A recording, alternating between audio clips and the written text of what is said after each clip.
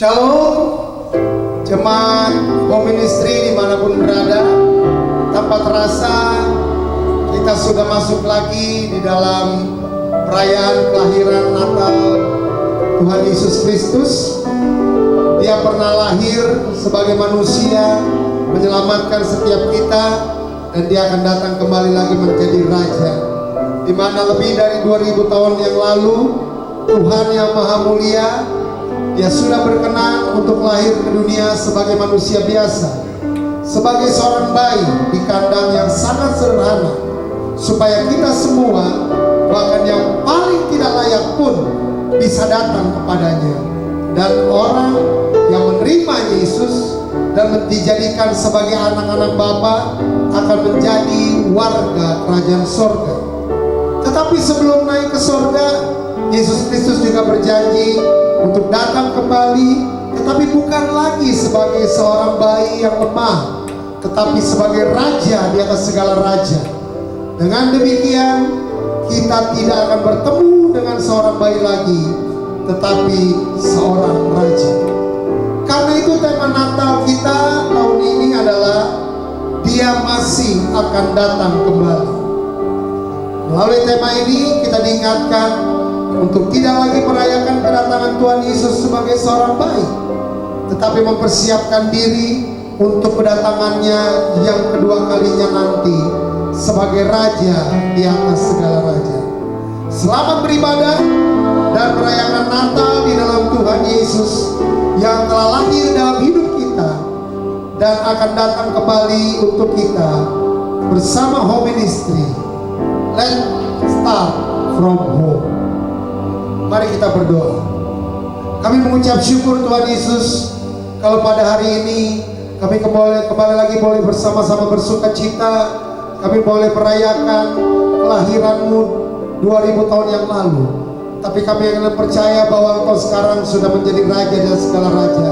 Dan kami siap untuk menyembah Raja. Kami siap untuk memuji Engkau Tuhan, Raja di atas segala raja, yang layak terima segalanya. Kami percaya dimanapun kami berada, Roh Kudus bekerja melawan setiap kami, memberikan kekuatan, sukacita, damai sejahtera yang Kau sudah berikan buat setiap kami. Kami buka ibadah Natal ini hanya di dalam nama Tuhan Yesus Kristus. Haleluya, amin.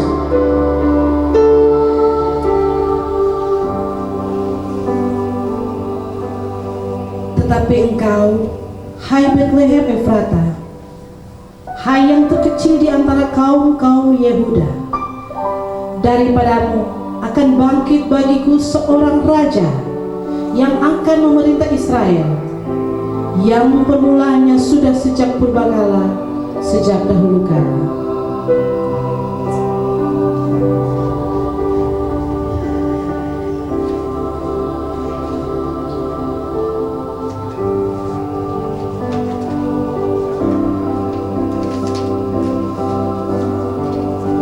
Angkatlah kepalamu, hai pintu-pintu gerbang, dan terangkatlah kamu, hai pintu-pintu yang berabad-abad, supaya masuk Raja kemuliaan. Siapakah Dia itu Raja kemuliaan? Tuhan semesta alam, Dialah Raja kemuliaan.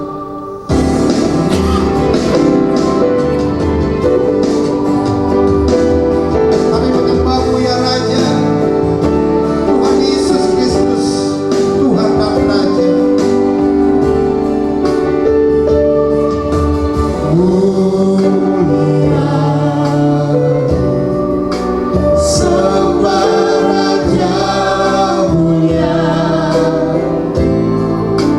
Bagi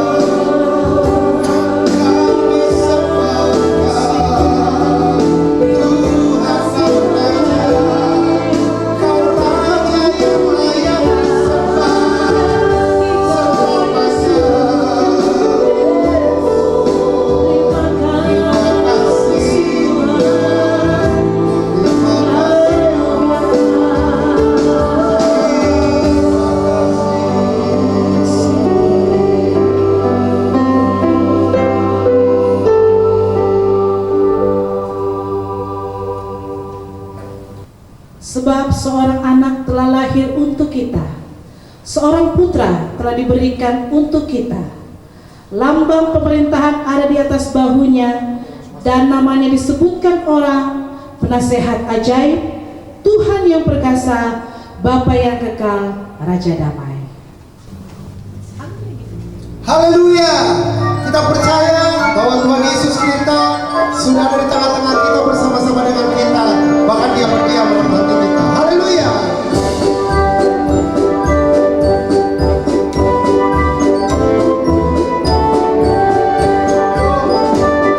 Sama-sama datang Yesus Tuhanku, yang turun dari surga yang rumahmu. Sama-sama datang di dalam dunia. Tuhan jadi sama dengan manusia. Salam salam. Sama-sama datang Yesus Tuhanku, yang turun dari surga yang rumahmu. Sama-sama datang di dalam dunia. Tuhan jadi sama dengan manusia. Salam salam, salam salam, salam salam. Kita surga bergema, lahir Raja mulia. Haleluya. Kita surga bergema, lahir Raja mulia. Damai dan sejahtera turun dalam dunia.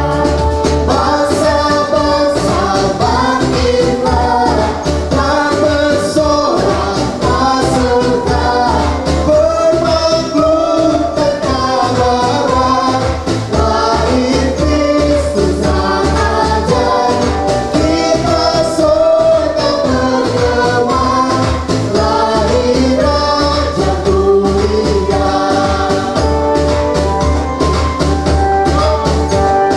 Kita surga bergema, lahir Raja mulia. Damai dan sejahtera turun dalam dunia.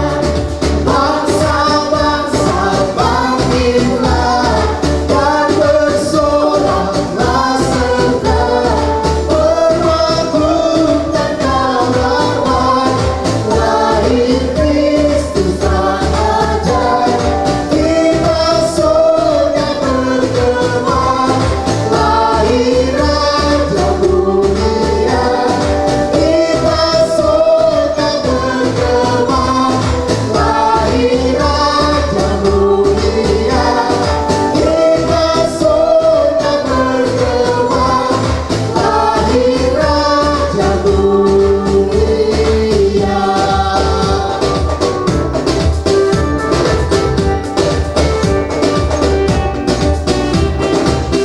Berikan tepuk tangan bagi Tuhan kita Yesus Kristus. Dia Raja di atas segala raja. Haleluya. Sebab Tuhan sendirilah yang telah memberikan suatu pertanda kepada kita. Sesungguhnya seorang perempuan muda mengandung dan akan melahirkan seorang anak laki-laki, dan ia akan dinamakan Immanuel. Immanuel,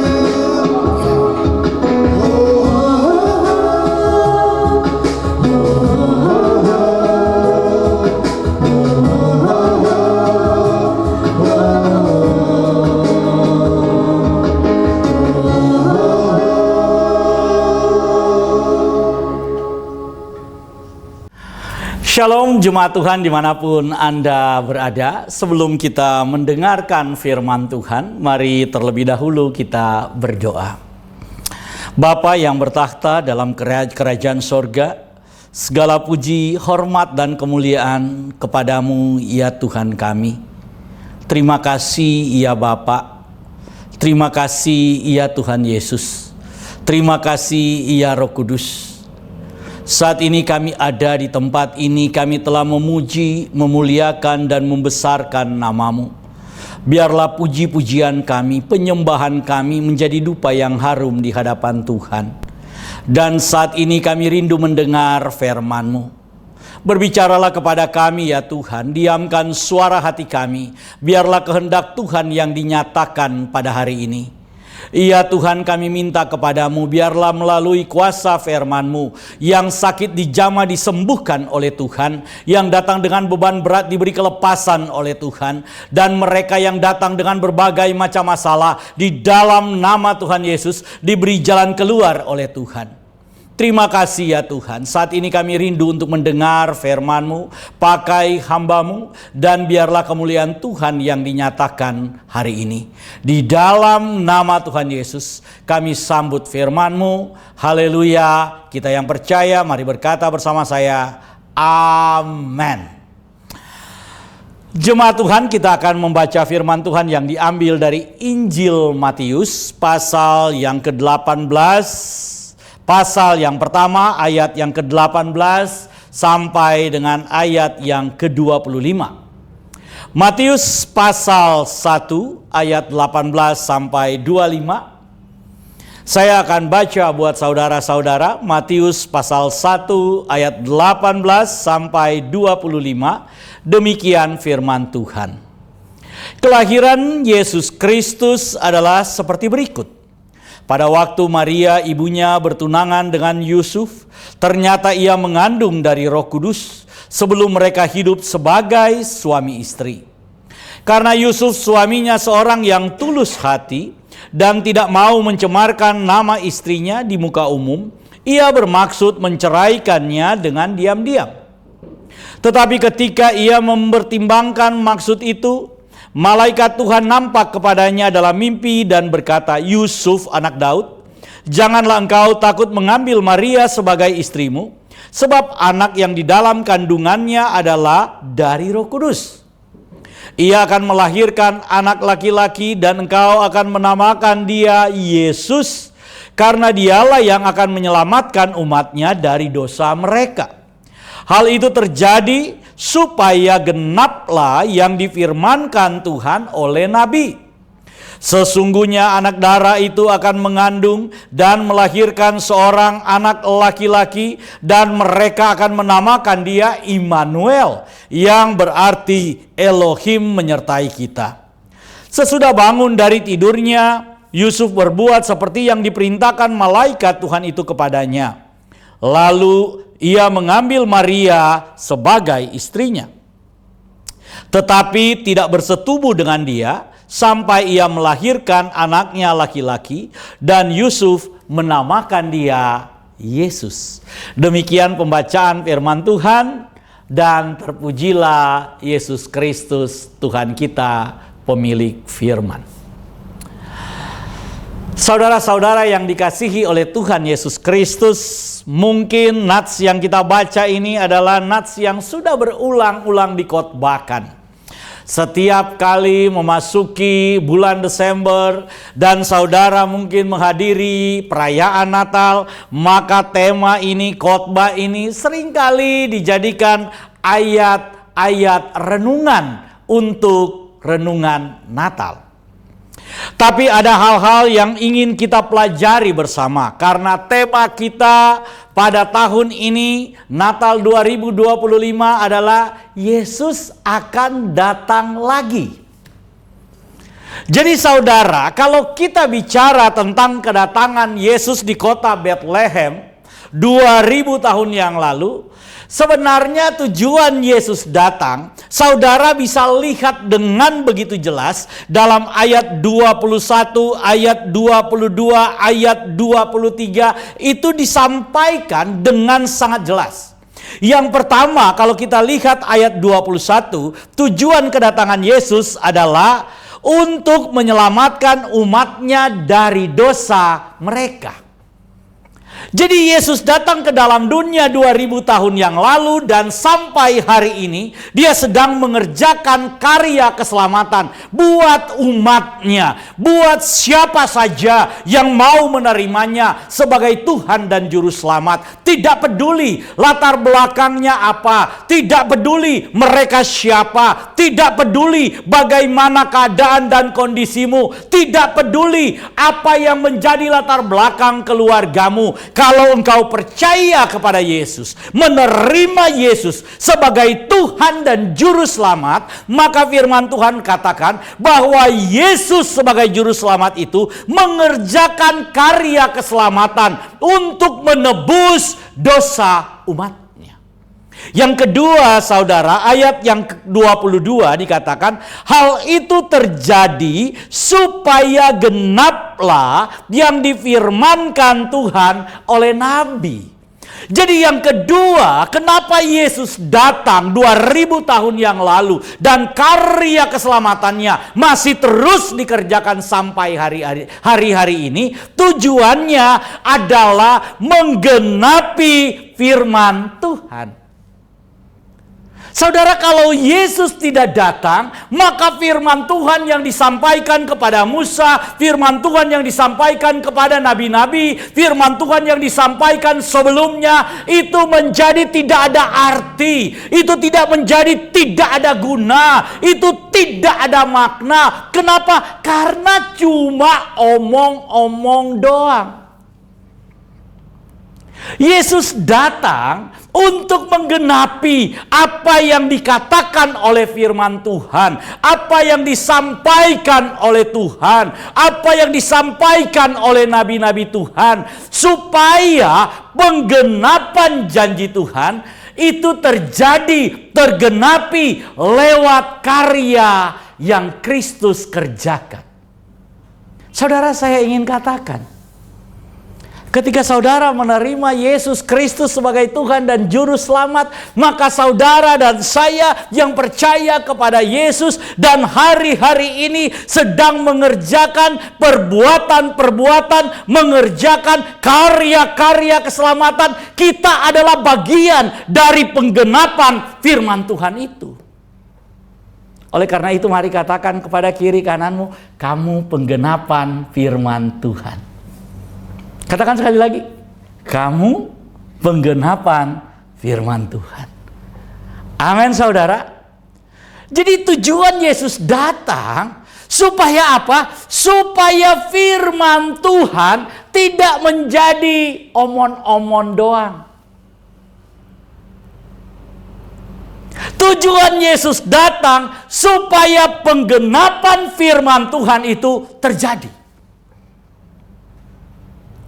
Oleh karena itu, nanti kita akan bicarakan sesuai dengan tema kita. Bahwa Yesus berkali-kali berkata, aku akan datang kembali, aku datang segera. Yesus berulang-ulang mengatakan bahwa ia akan datang, ia tidak akan meninggalkan saudara dan saya sebagai yatim piatu. Dia pasti datang. Apa yang dia firmankan pasti dia genapi. Kenapa? Karena sebelumnya 2000 tahun yang lalu Yesus sudah menggenapi apa yang difirmankan oleh Tuhan. Oleh karena itu, saudara, apa yang dia firmankan, apa yang dia katakan, apa yang dia ceritakan, apa yang dia janjikan, pasti dia akan genapi. Karena tujuan kedatangan Yesus adalah penggenapan atas firman Tuhan. Yang ketiga, pada ayat yang ke-23, firman Tuhan katakan, sesungguhnya anak darah itu akan mengandung dan melahirkan seorang anak apa? Laki-laki. Yang ketiga yang kita sedang bicarakan, tujuan kedatangan Yesus adalah menyatakan mujizat yang mustahil itu dihadirkan di hadapan manusia. Yang tidak mungkin itu dibuat menjadi mungkin di dalam daging manusia. Saudara, pernah enggak dengar cerita ada anak perawan hamil. Anak perawan hamil. Mungkinkah seorang perawan yang tidak pernah, mohon maaf, bersetubuh dengan laki-laki menjadi hamil? Yang terjadi ketika Yesus datang, dia lahir dari rahim seorang perawan. Dia lahir dari rahim seorang perawan. Apa yang ingin disampaikan oleh firman Tuhan, bahwa Yesus bukan dari benih laki-laki. Yesus bukan dari keinginan laki-laki. Yesus lahir bukan dari keinginan dosa, tapi Yesus lahir dari keinginan Roh Kudus, dari keinginan Bapa, dari kehendak Tuhan. Saudara, kenapa manusia itu lahir pasti berdosa? Karena ketika manusia itu dibuahi di dalam kandungan ibunya, itu melalui nafsu dosa. Gak ada orang yang berhubungan gak ada nafsu. Mana ada yang gak ada nafsu? Pasti ada nafsu. Ada yang bilang, Pak, ada Pak, apa, bayi tabung? Gak pakai nafsu? Masa? Serius? Serius? Gak pakai nafsu gimana? Memangnya laki-laki bisa keluar gak ada nafsu di situ? Ada. Oleh karena itu ketika manusia, benih laki-laki membuahi telur perempuan, itu pembuahan terjadi karena di situ ada keinginan nafsu manusia yang sudah berdosa. Oleh karena itu ketika anak manusia lahir, dia lahir dalam daging dengan keinginan dosa. Tetapi Yesus berbeda. Tujuan Yesus lahir untuk menyatakan kepada kita bahwa yang mustahil bagi manusia itu dihadirkan di hadapan manusia sebagai bukti nyata bahwa bagi Tuhan tidak ada yang mustahil. Amin. Karena itu dikatakan anak darah. Kalau dalam King James dikatakan bahwa seorang yang masih perempuan muda yang masih virgin. Seorang perempuan muda yang perawan mengandung dan melahirkan.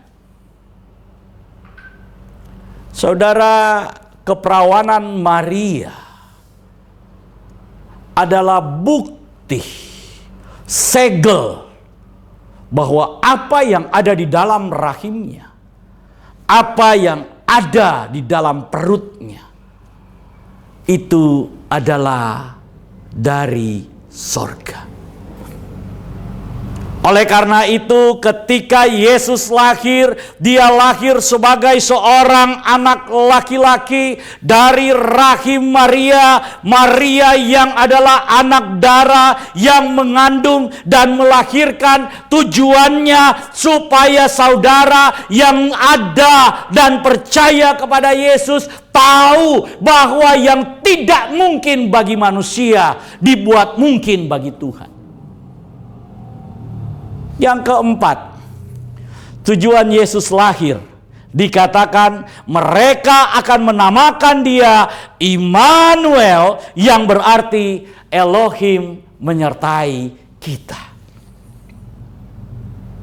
Jadi tujuan kedatangan Yesus adalah menghadirkan Tuhan yang transenden, Tuhan yang tidak bisa saudara jangkau, Tuhan yang ada di tempat yang tinggi, Tuhan yang ada di tempat dimensi yang berbeda, Tuhan yang tidak bisa saudara dan saya bayangkan. Firman Tuhan katakan dia menjadi Immanuel. Immanuel itu artinya dia imanen. Dia menjadi pribadi yang bisa diraba, bisa dilihat, bisa dipegang, bisa didengar, bahkan bisa saudara bertanya dengan dia.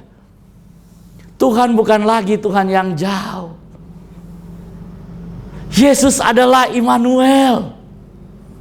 Saudara dan saya nggak perlu pakai toa untuk memanggil namanya.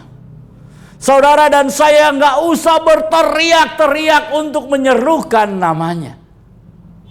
Saudara cukup masuk di dalam pintu kamarmu. Ketika engkau dan saya sedang mengalami pergumulan, kita masuk di pintu kamar kita. Kemudian kita berseru dan berdoa kepadanya. Mungkin saudara sudah tidak mampu mengeluarkan kata-kata. Yang bisa engkau keluarkan hanyalah tangisanmu. Yang bisa engkau keluarkan hanyalah air matamu. Yang bisa engkau keluarkan hanyalah apa yang ada di dalam hatimu, yang bahkan tidak engkau ceritakan kepada siapa-siapa. Sampaikan kepada Yesus. Sampaikan kepada Yesus. Karena firman Tuhan hari ini memberitahukan kepada kita, Dia adalah Immanuel. Dia bukan Tuhan yang jauh. Dia adalah Tuhan yang dekat. Dia adalah Tuhan yang mau tinggal bersama dengan saudara dan saya. Dia adalah Tuhan yang mau hadir di dalam hidup. Dia adalah Tuhan yang mau untuk datang membantumu. Dia adalah Tuhan yang selalu dekat dengan kita.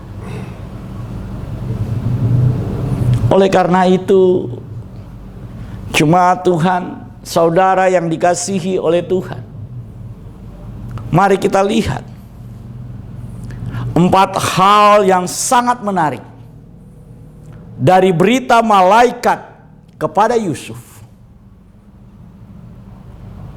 Menyatakan yang pertama, tujuan kedatangan Yesus adalah mengerjakan karya keselamatan.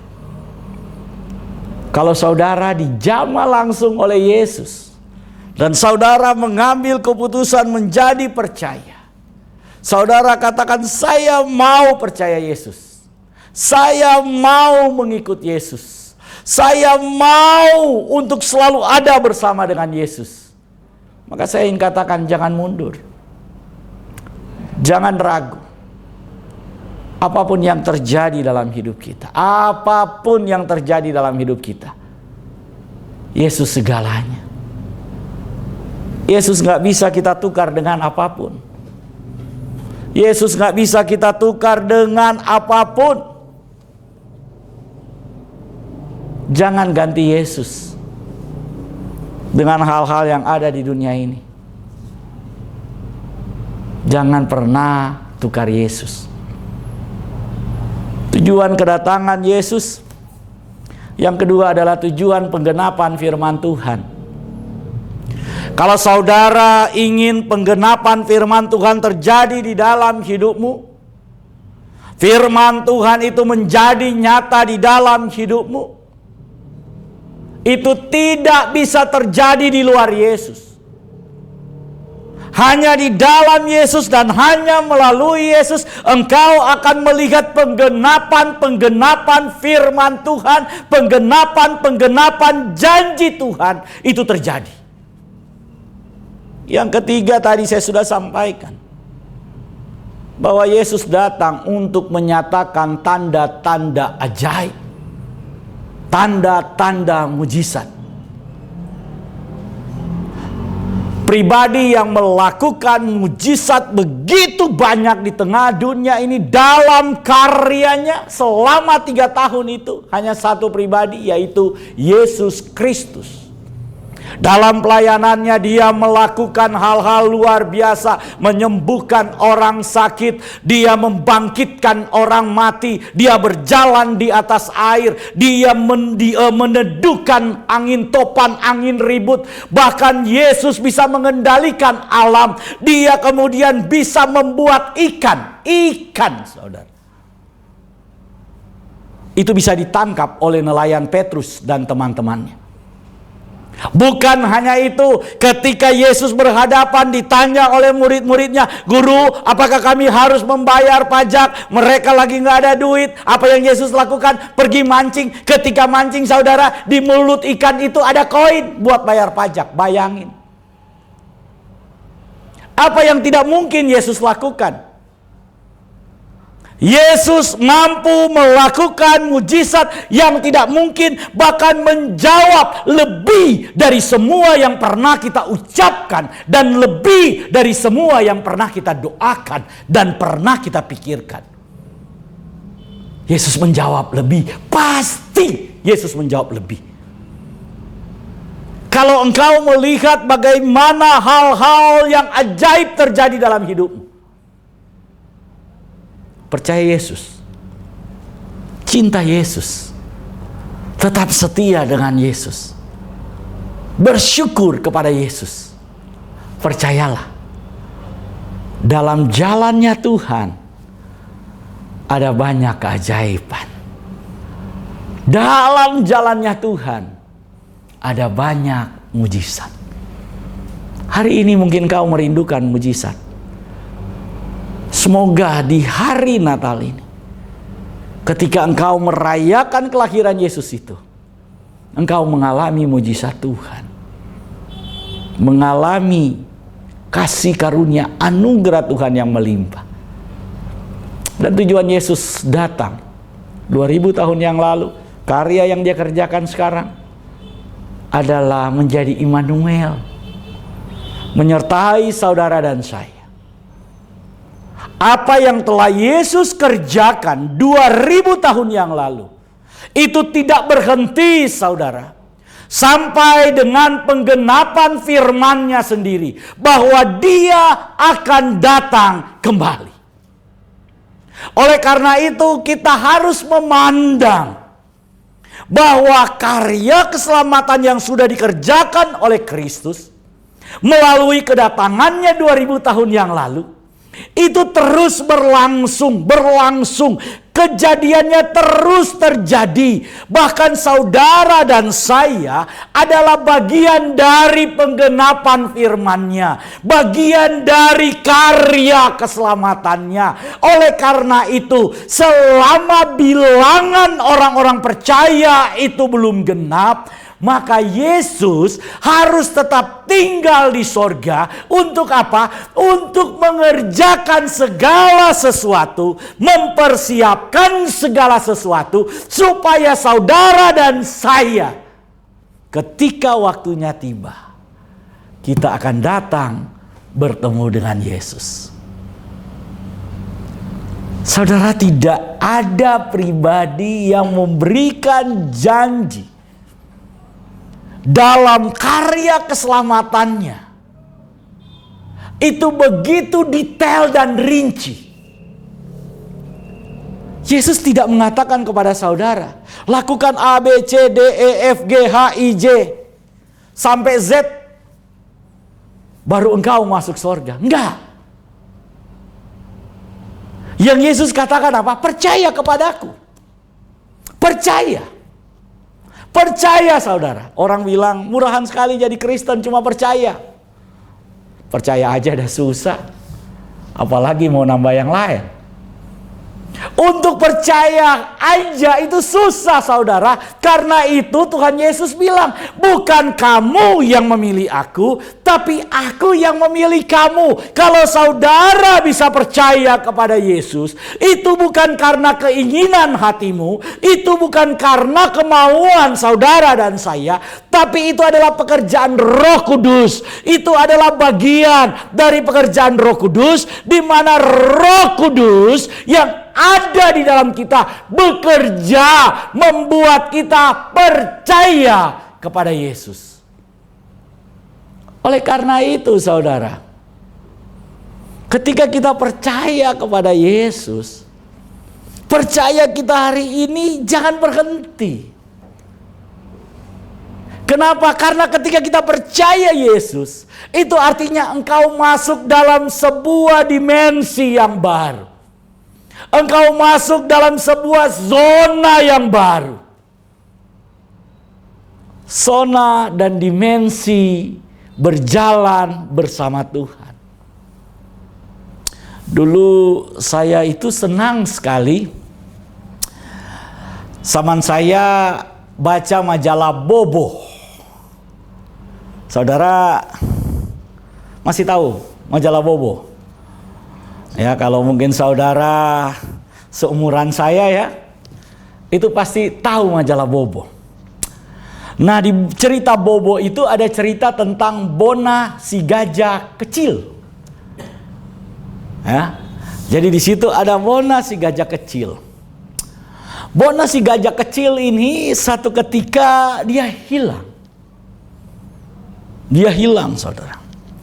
Jadi karena dia hilang, dia bingung mau pulang. Ini bukan cerita tentang domba yang tersesat ya, bukan cerita tentang domba hilang. Ini tentang Bona. Hari sudah mulai sore. Bona kemudian bingung. Kemana dia harus pulang? Kemana dia harus mencari mamanya?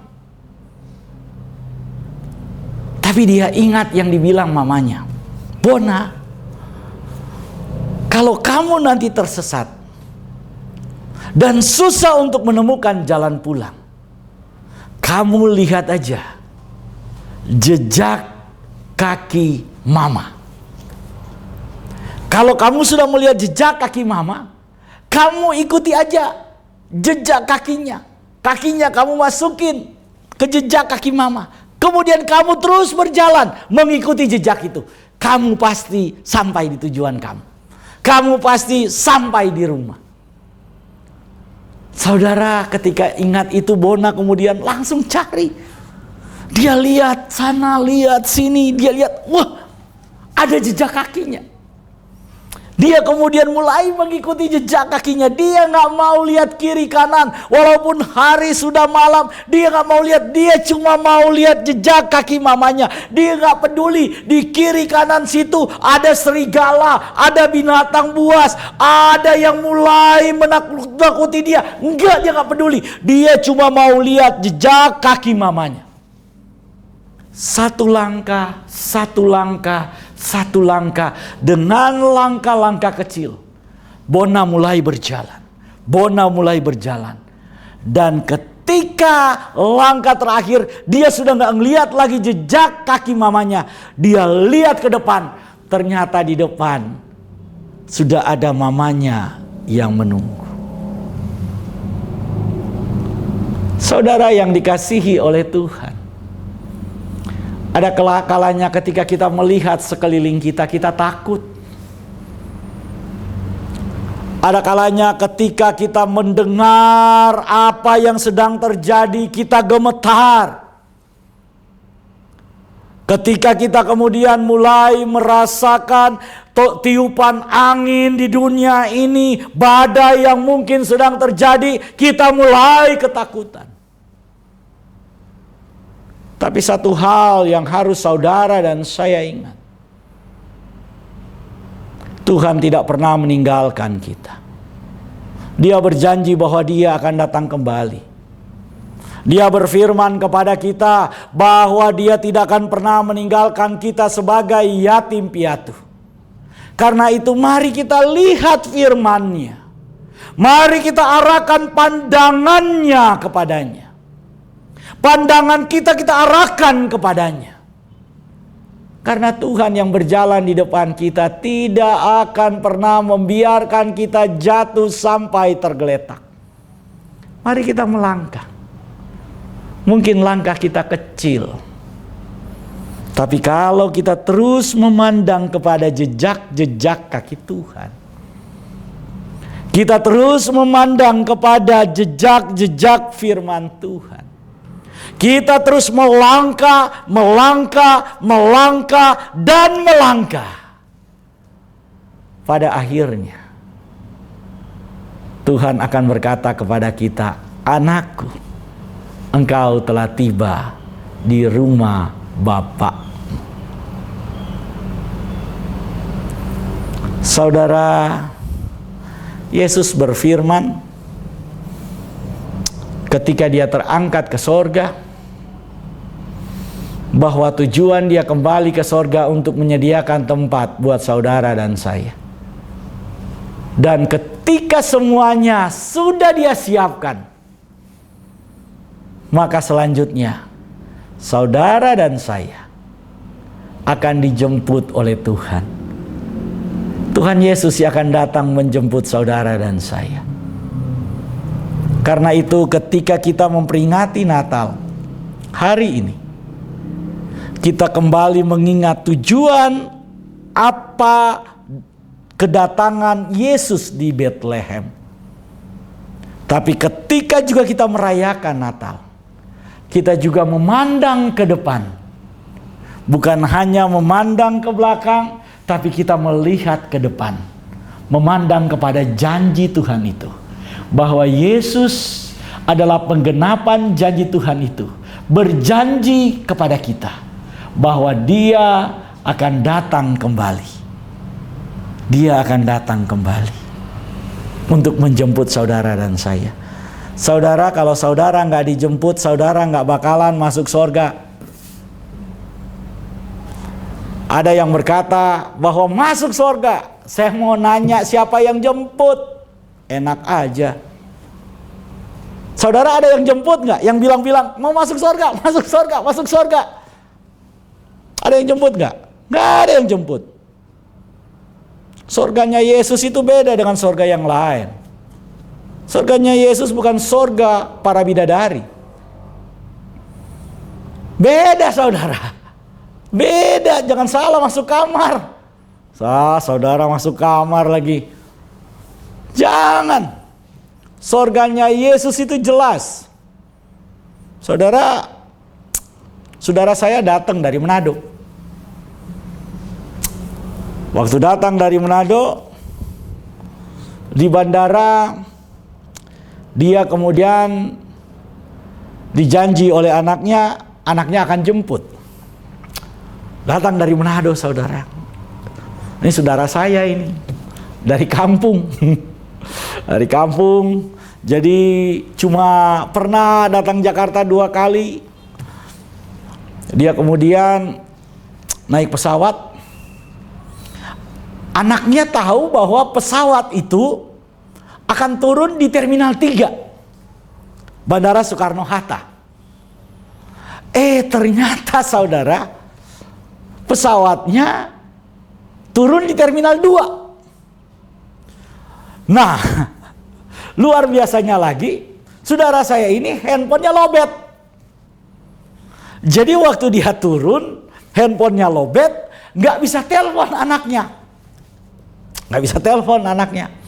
Anaknya muter-muter nyari tuh. Muter nyari di mana? Terminal 3, nggak ketemu. Akhirnya anaknya turun, parkir, kemudian tanya, pesawat ini udah mendarat belum? Waduh, kalau pesawat yang itu terminalnya udah pindah pak. Di mana?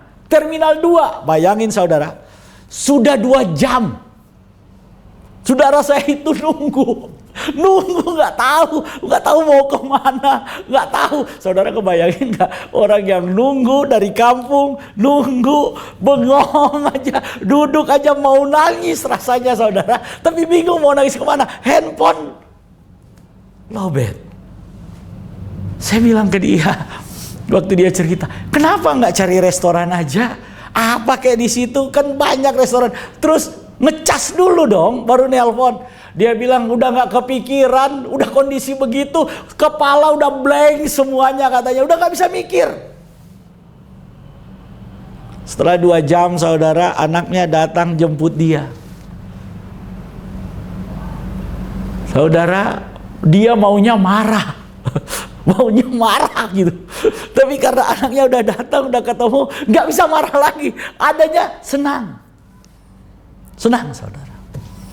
Sekarang kalau saudara misalnya belum pernah ke Jakarta, terus saudara mau datang ke Jakarta, kemudian Pastor Doni bilang, ayo Pak Mul, kita jalan-jalan dulu di PIK Pantai Indah Kapuk. Oh iya ayo, ketemu di mana? Udahlah, nanti kita ketemu di Uki Cawang. Ya karena kan dari sana keluar tol ke Uki Cawang. Oke. Tiba-tiba sampai di Uki Cawang Pak Doni nggak jemput. Kira-kira Pak Mul mau ke PIK. Itu gimana kalau nggak ada yang jemput?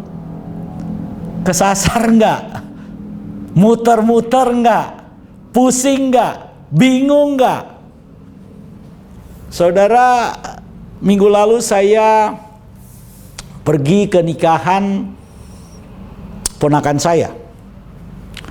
Acara pernikahannya dibikin di daerah Simatupang, saudara.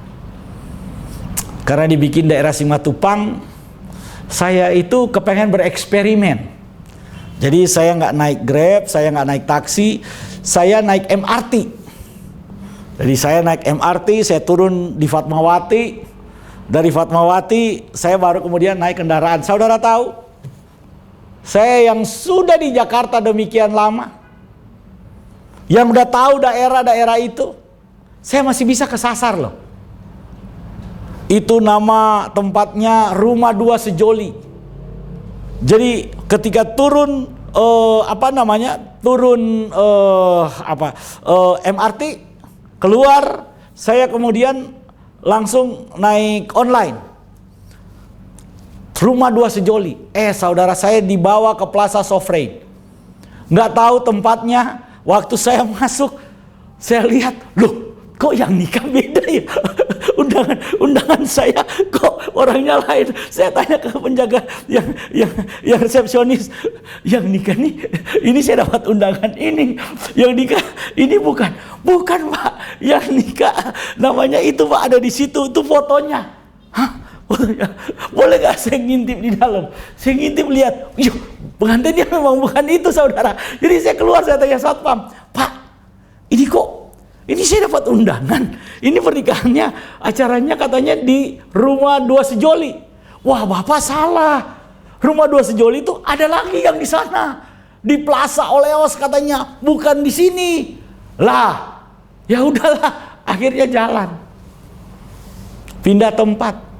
Saudara-saudara, kalau tidak dijemput oleh Yesus yang empunya sorga, saudara dan saya nggak mungkin pergi ke sorga. Kalau saudara mau katakan, kita akan pergi ke sorga, masuk sorga, siapa yang antar, bro? Pakai apa ke sana? Enak aja ngomongnya ke sorga, kesasar loh. Bukan ke sorga malah ke neraka, repot.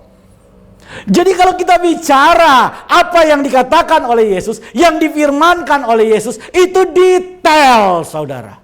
Ketika Yesus bilang, kalau percaya kepadaku, engkau akan pergi kepada rumah Bapa, engkau akan masuk dalam kerajaan sorga. Dia bukan omong kosong. Ketika dia bilang masuk dalam kerajaan sorga, dia bilang, aku jemput, aku bawa, kamu tinggal di sana.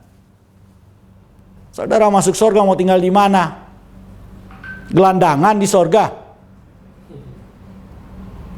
Yesus katakan ketika kita masuk dalam kerajaan sorga, yang dilakukan oleh Yesus apa? Dia jemput kita dan dia bawa kita ke tempat tinggal yang sudah dia siapkan buat saudara dan saya.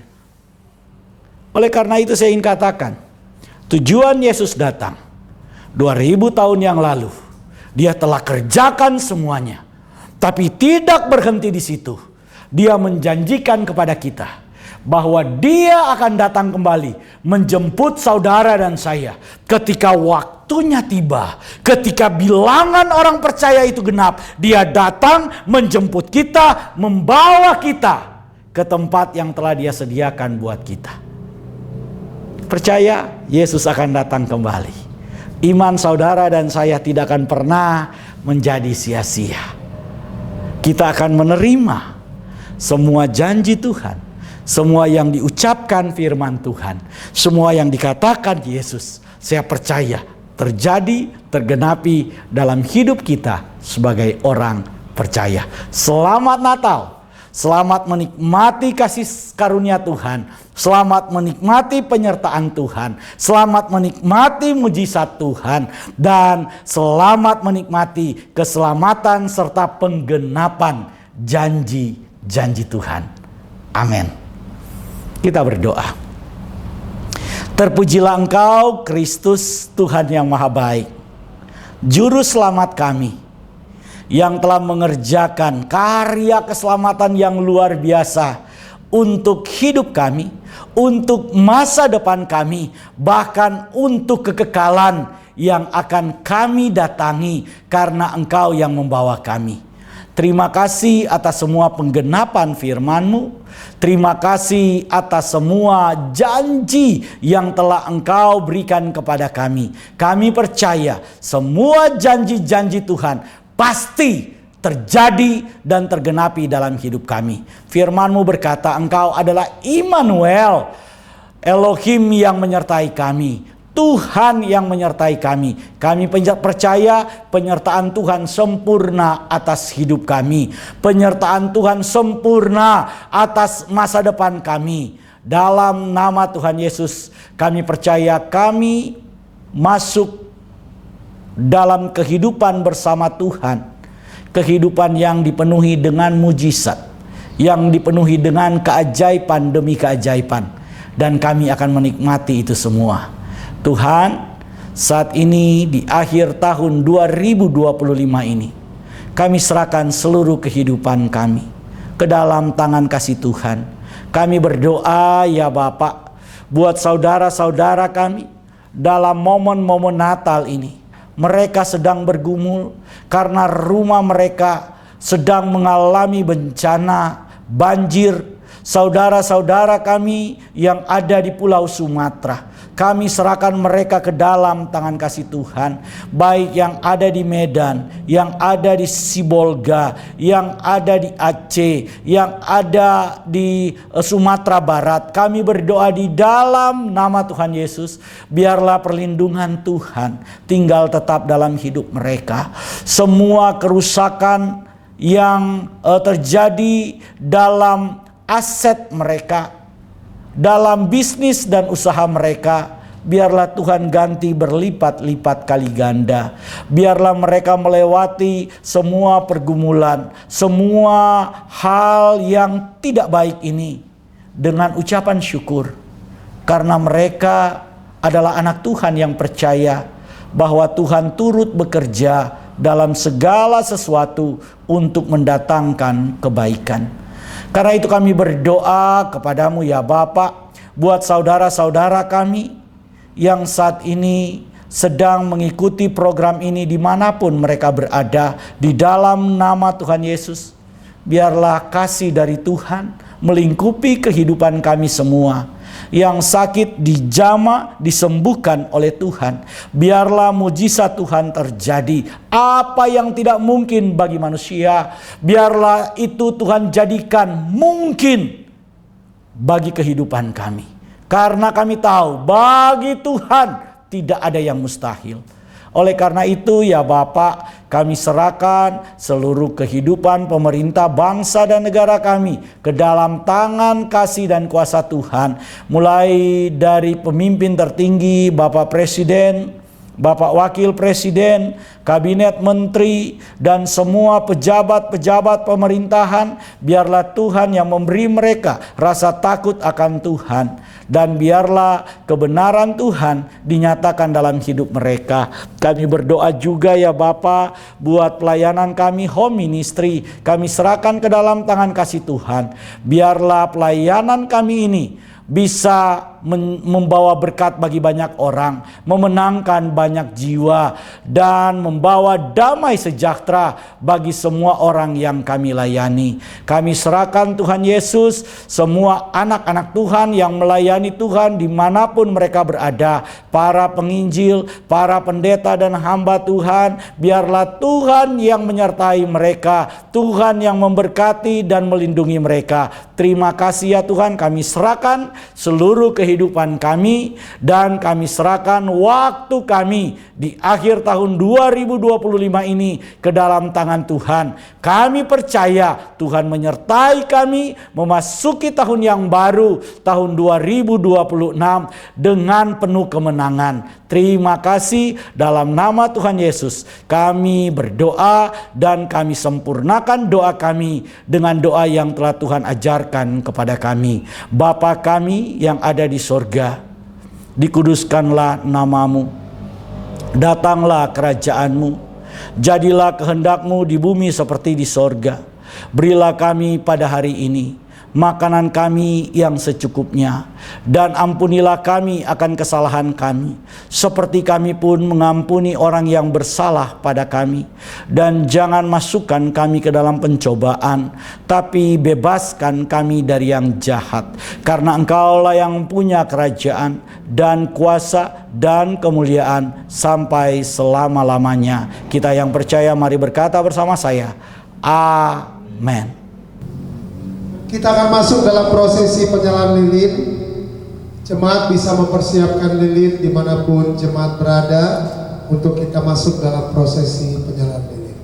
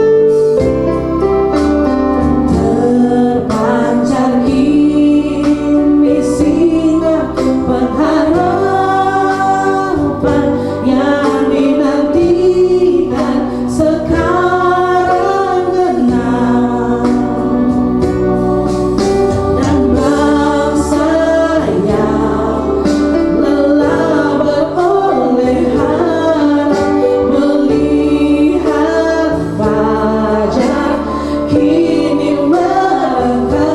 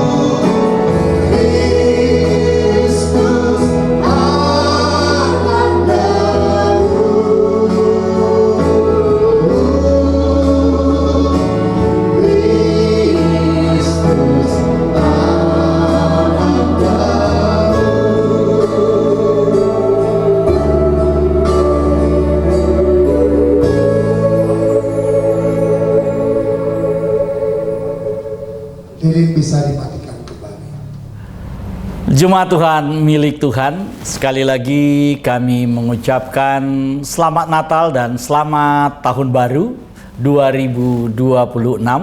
Semoga tahun baru ini kita mengalami terobosan-terobosan dan berkat-berkat yang baru dari Tuhan.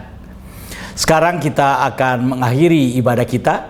Angkatlah kedua belah tanganmu, arahkan hati dan pikiranmu, dan terimalah berkat dari Tuhan. Tuhan memberkati engkau dan melindungi engkau. Tuhan menghadapkan wajahnya kepadamu dan memberi engkau kasih karunia. Tuhan menghadapkan wajahnya kepadamu dan memberi kamu anugerah.